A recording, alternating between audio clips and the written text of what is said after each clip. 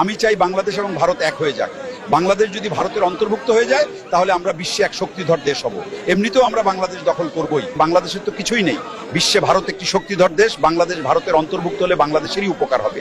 এ বিষয়ে তারেক রহমানের সাথে আমার বিস্তারিত আলোচনা হয়েছে। অতিরিক্ত কথা বলছেন, দেশ তুলে কথা বলবেন না। আপনি কি এমন হাই গেছেন, ভারতের আগে কি হ্যাডাম হাই গেছেন আপনি, দেশ তুলে কথা বলেন না। আপনার মধ্যে পেটের বাল, আমি তুমি একটা পেটের বাল, আমার ধনের বাল একটা মিয়া দেখ।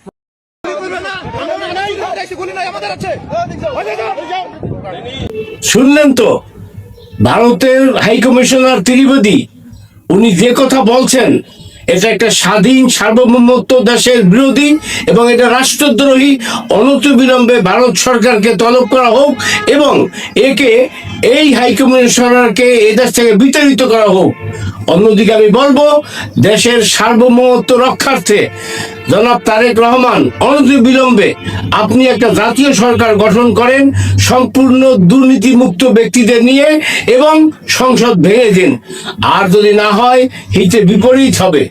আমি 2025 সনে জার্মানিতে বসে শেখ হাসিনাকেও বলছিলাম একটা জাতীয় সরকার গঠনের কথা। শুনুন, আজ 2রা আগস্ট 2024 আমি সৈয়দ বদরুল হোসেন কথা বলছিলাম জার্মানি থেকে।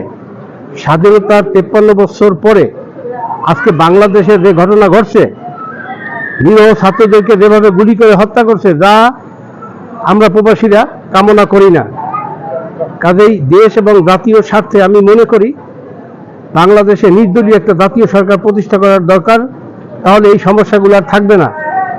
আমি বর্তমানে মাননীয় প্রধানমন্ত্রী শেখ হাসিনাকে বিজয়ের সাথে অনুরোধ করছি, অনতিবিলম্বে আপনি নির্দলীয় একটা জাতীয় সরকার গঠনের জন্য যা করার দরকার তাই আপনি করেন এবং দেশের শান্তি ফিরিয়ে আনুন।